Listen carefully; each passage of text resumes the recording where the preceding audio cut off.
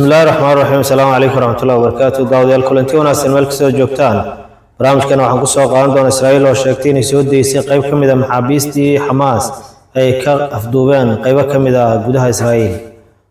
barnaamijkaas ayaan daawadayaal uga hadli doonaa qodobkeenan ee markale ku soo dhawaada Caalami 24.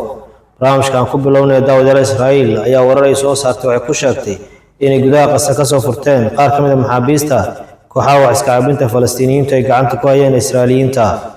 afar qofood oo ka mid ah maxaabiista Israa'iil laga hayay ayay sheegeen inay soo furteen kuwaas oo lagu hayay deegaanka Nusayraad qayb ka mid ah saaka aroortii howlgal ay sameeyeen ayay sheegeen inay ku soo furteen maxaabiistan afarta qofood oo ka mid ah maxaabiista Israa'iil looga hayay gudaha magaalada Gaza. dabaaldegyo waaweyn ayaa ka bilowday gudaha Israa'iil oo madaxda Israa'iil ay horboodayaan kuwaas oo sheegaya inay guul weyn gaareen maadaama afar qofood ay 9 bilood gudaheed dagaal soconayay ku soo fureen.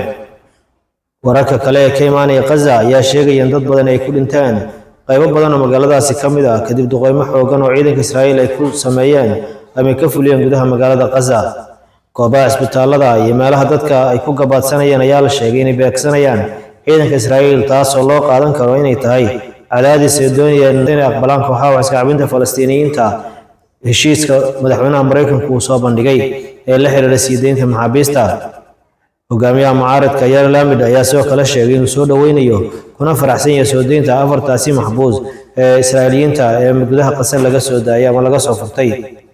sidoo kale sarkaal u hadlay kooxaha wax iska caabinta Falastiiniyiinta gaar ahaan ururka Hamas oo lagu magacaabo Sami Abu Shugri ayaa sheegay inay tahay jab weyn oo Israa'iil soo gaaray 9 bilood oo dagaal ah inay ku faanto afar maxbuus oo kaliya oo ay heleen ilaa 10 hore ayaa Israa'iil ay siyaabo kala duwan u sheegeen inay heleen kuwaas oo dhammaantood ahaa kuwa dhintay ee wax nool aysan helin. waa markii ugu horreysay ay tilmaameen in maxaabiis nool ay gacanta ku dhigeen oo ayaga kuwii laga soo afduubtay ama laga soo qabtay laakiin inta dagaalku soconay waxaa la sheegay in ciidamo badan Israa'iiliyiin ah kooxaha iska caabinta Falastiiniyiintu ay gacanta ku dhigeen.